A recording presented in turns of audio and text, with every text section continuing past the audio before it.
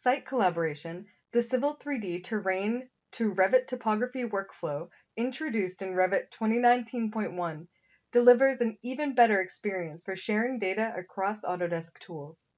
Using BIM 360 document management and Autodesk Desktop Connector, the workflow lets you link topography from Civil 3D into Revit.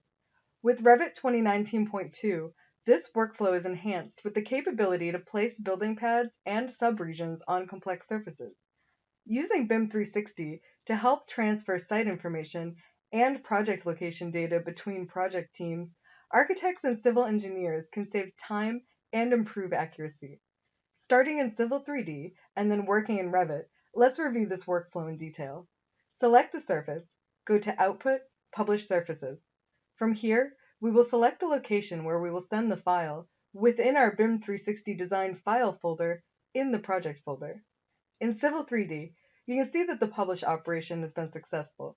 You will also be able to see the published data in Desktop Connector. In case you'd like to review your data in BIM 360 Design, go to Services within your project and select Document Management, where you'll be able to navigate to the uploaded data. From Revit, go to Insert, Link Topography, and browse through Desktop Connector to the data location within your project files location. As you select the link, you'll see that the topography surface is brought into the Revit workspace. It is possible to add a building pad on the topography link as well as a subregion. This workflow now supports subregions on complex surfaces, good for changing the surface material in Revit.